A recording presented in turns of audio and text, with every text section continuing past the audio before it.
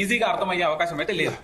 బక్క జడ్సన్ గారు మనతో పాటు ఫోన్ లైన్ లో సిద్ధంగా ఉన్నారు. బక్క జడ్సన్ గారు, రేపు విశ్వేశ్వరరెడ్డికి నోటీస్ ఇచ్చారు. సో దాదాపు 2-3 రోజులకోసారి ఒక హై ప్రొఫైల్ లీడర్ వచ్చి సిట్ ముందు అపియర్ అవుతున్నారు. హై ప్రొఫైల్ సార్ విశ్వేశ్వరరెడ్డి కాదంటారా? 2 సార్లు ఎంపీ హై ప్రొఫైల్ కదా? అదే సార్, ఇప్పుడు ప్రొఫైల్ అని కథ నేను చెప్తా. రేవంత్ రెడ్డి గారు వైట్ ఛాలెంజ్ ఇచ్చిండ్రు, గుర్తుందా? వైట్ ఛాలెంజ్ డ్రగ్స్ దానిపైన వైట్ ఛాలెంజ్ ఎవరెవరికి ఇచ్చిరంటే కేటీఆర్ కి ఇచ్చిండ్రు, విశ్వేశ్వరరెడ్డి గారికి ఇచ్చిండ్రు.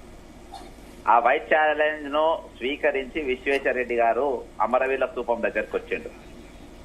కేటీఆర్ రానప్పుడు మరి వీళ్ళిద్దరిపై రక్త నమూనాలు ఇవ్వాలి కదా, వైట్ ఛాలెంజ్ ఎందుకు ఇవ్వలే? నంబర్ 1. రెండవది Vishweshwar Reddy hailing from Chevella parliament. Okay sir. Sunitha Mahender Reddy Chevella parliament దగ్గర ఆమె లోకల్, ఆమె అక్కడ వాళ్ళకు ఒక 4 అసెంబ్లీలో వాళ్ళ స్ట్రాంగ్. అందులో వికారాబాద్ ఒకటి, తాండూరు ఒకటి, చేవెళ్ల ఒకటి, మహేశ్వరం ఒకటి. అవునన్న కాదన్న వాళ్లకు బంధుత్వం ఉన్నది సబితా రెడ్డి గారికి. మరి ఇక్కడ టికెట్ ఇవ్వకుండా ఆమెను ఇక్కడికి ఎందుకు పంపారు? మల్కాజ్గిరికి. అక్కడ విశ్వేశ్వరరెడ్డికి గెలవాలి అంటే రేవంత్ రెడ్డి మ్యాచ్ ఫిక్సింగ్ మంచి క్లియర్ క్రిస్టల్ రిలేషన్షిప్ ఎక్స్ప్లెయిన్ చేస్తున్నా కదా సార్. ఒకసారి అడుగుదాం. మనతో పాటు మక్కాన్ సింగ్ రాజ్ ఠాకూర్ గారు, కాంగ్రెస్ పార్టీ ఎమ్మెల్యే జాయిన్ అయ్యారు. మక్కాన్ సింగ్ రాజ్ ఠాకూర్ గారు జాయిన్ అయ్యారు. ఎందుకు పూర్తి పేరు చెప్పొద్దంటారు? ఎందుకు చెప్పొద్దంటారు? బాగా పొడుగుగా రాజ్ ఠాకూర్ అని చెప్పండి. మక్కాన్ సింగ్ రాజ్ ఠాకూర్ అంటే మొత్తం హైదరాబాద్ తర్వాత గోదావరి కానీ అంత హడల్ లేదు, పూర్తి పేరు చెప్తేనే అది కదా. సో ఇప్పుడు బక్కా జడ్సన్ గారు ఏమంటారంటే, ఇంతకుముందు మీరు షోలో లేకముందు కొండా విశ్వేశ్వరరెడ్డి గారు జాయిన్ అయ్యారు. ఆయన రేపు అటెండ్ కాబోతున్నారు సిట్ ముందు, ఆయన పిలిచారు. సో బక్కా జడ్సన్ గారు ఏమంటారంటే, కొండా విశ్వేశ్వరరెడ్డి విషయంలో match fixing, Revanth Reddy candidate కూడా అక్కడ చేంజ్ చేశారు. సునీతా మహేందర్ రెడ్డిని అక్కడ కాకుండా మల్కాజ్గిరి పంపించారు ఆయన గెలిపించేందుకు. ఇది కూడా మొత్తం ఈ ఫోన్ ట్యాపింగ్ కూడా మ్యాచ్ ఫిక్సింగ్ అని అంటున్నారు ఆయన.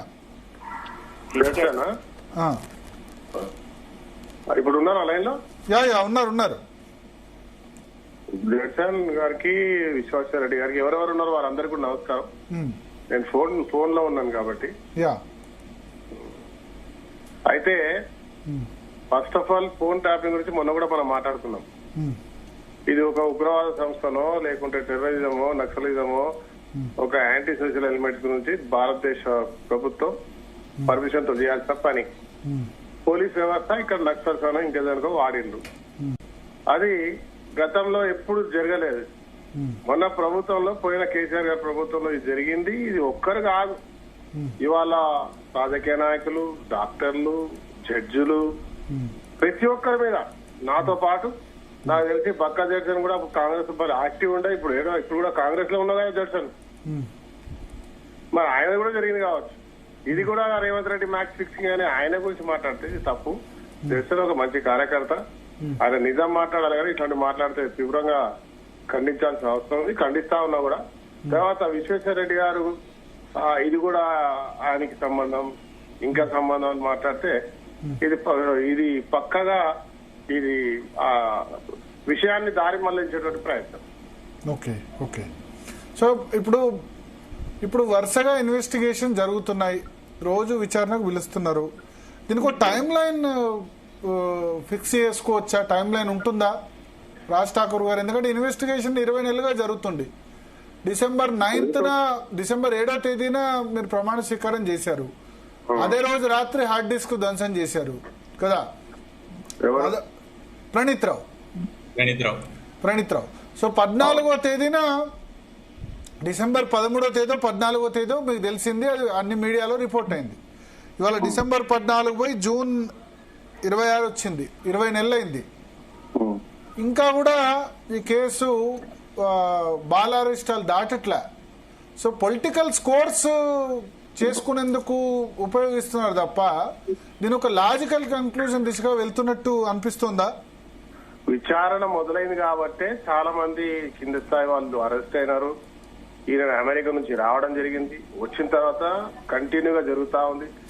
ఆయన చెప్పిన పేర్లు అందరినీ కూడా పిలిచి ఎంక్వైరీలు చేస్తా ఉన్నారు. న్యాయ వ్యవస్థలో వాళ్ళకి ఒక వ్యవస్థ వాళ్ళ చట్ట ప్రకారంగా చేస్తారు కదా, ఇట్లా ఎలాంటి సందేహం లేదు. తప్పకుండా దీని మీద పూర్తి స్థాయిలో విచారణ జరుగుతుంది. ఖచ్చితంగా ఎవరైతే దోషులని ఇదైతారో వాళ్ళకి తగినటువంటి ఇది కూడా ఎక్స్పెక్ట్ కూడా చేయొచ్చు మనం.